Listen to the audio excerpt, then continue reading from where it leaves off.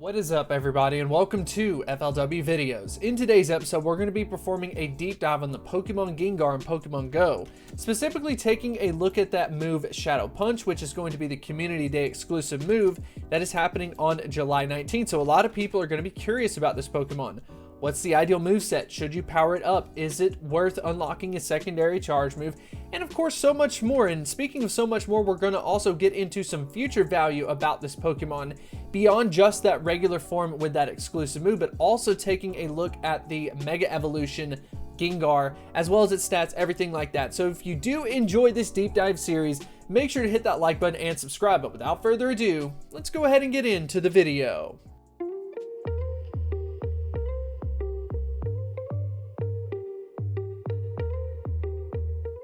So the first thing we're going to talk about is the stats for this Pokemon, but I want to know what your favorite ghost type Pokemon is in the comment section below.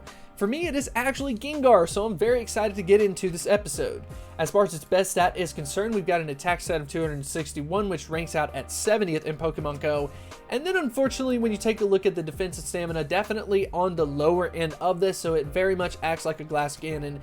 But don't let the overall ranking throw you off, because this Pokemon does have some niche performances from the raid side as well as PvP.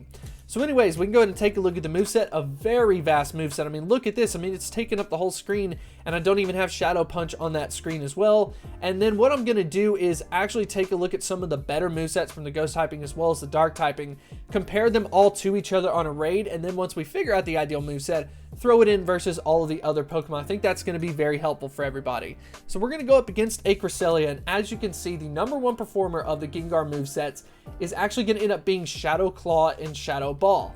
Notice that it is not that exclusive move Shadow Punch. And as far as the changes to the moveset, you actually have full-on access to this moveset now, just because of those updates that I mentioned. So as far as this is concerned, if you're strictly focused on the raid side, you may want to opt to not evolve it during the community day hours, because you're going to want to save yourself a TM, for example. Or you can go a little bit more the conservative route, go ahead and evolve it, get yourself Shadow Punch, and then go ahead and unlock a secondary charge move that's going to end up unlocking Shadow Ball. That way you've got anything and everything. So if there ends up being some type of update to Shadow Punch, you're going to be covered there. But Shadow Punch is honestly not the best option that you do want to go with. It's kind of interesting to go ahead and consider that, but I figured it was worth mentioning now so you can develop yourself a plan. So now that we have that ideal moveset, let's go ahead and throw it into the raids and see how it ends up performing. So we've got Gengar in at the #4 position, and for this Pokemon specifically, the only downside to it is going to be the number of feints. So it's at 55 versus everything else being at the mid-20s. This Pokemon feints a ton compared to everything else, so it's something that you're going to have to really dance around a lot. You're going to have to dodge some, but at the same time, when you're not taking that damage, you're not able to charge up your charge moves as quickly. So it's a little bit of a caveat, but still, in my personal opinion, a lot of fun. And you do see people throwing out a Gengar, maybe on the lead, for example. Anyways, if we go ahead and head over to the PvP side, we are going to go ahead and showcase everything that's ideal about this. And this is going to be for the Ultra League. It ends up performing best in the Ultra League.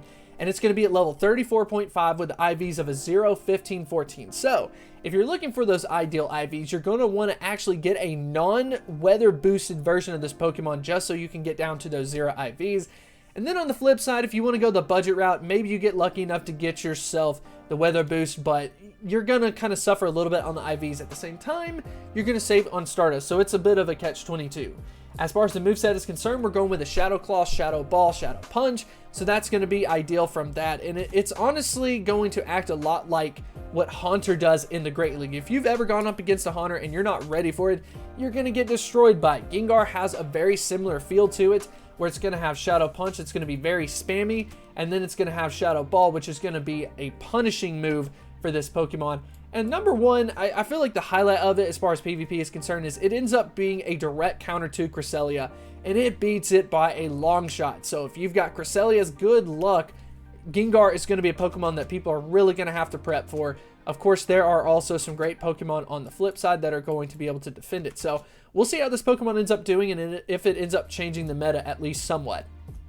So anyways, If we go ahead and take a look at the future of this Pokemon, I'm so excited about this. Can we go ahead and get some comments in the comment section below about this model? As far as this mega shiny version is concerned, that looks so sick. Absolutely love the all white for this. And as far as its actual stats are concerned, we end up seeing the biggest boost in its attack stat at 317. That ends up being ranked at 10th in Pokemon Go, a massive improvement. But the stamina actually ends up going down, and here's what happens. Mega Gengar ends up going above 4,000 CP and then ends up getting a 9% nerf applied to it. So technically, as far as the stamina is concerned, the regular Gengar actually has a higher stamina, which is a very interesting phenomenon that's going to be happening with a lot of Mega Pokemon in Pokemon Go. Is that worth making a full-on video about? I've honestly been thinking about it, but I would love to know what you think about that in the comment section below. Mega Pokemon may not be quite as overpowered because they're simply going to end up feigning more just because of that 9% nerf being added in if they were not nerfed before. But regardless of all of that, what exactly do you do with this Pokemon? If you're focused on the raid side, I would say to just go with the Shadow Claw, Shadow Ball. I think Shadow Punch is interesting from the PvP side, but at the same time, just kind of keep this in mind, kind of hold on to it, that once you end up getting that Mega Gengar, it could have some future value. It's going to end up still being a glass cannon though. So in my opinion, it's going to be a little bit more of a trophy more than anything else. But who am I to tell you whether or not you should power it up? If you want to do it, by all means, go for it. I think that there are going to be better options, but it's still going to be such a cool Pokemon though, so that's definitely something to consider. But anyways, I hope you did enjoy this episode. I would love to know what you think about this in the comment section below. Do you like Gengar? Do you plan to power it up, use it for PvP? Anything and everything, let me know in the comment section below, and I will see you next time. Huge shout out to the supporters over at Patreon. If you would like to get exclusive perks, make sure to check out that link in the description, and I will see you next time.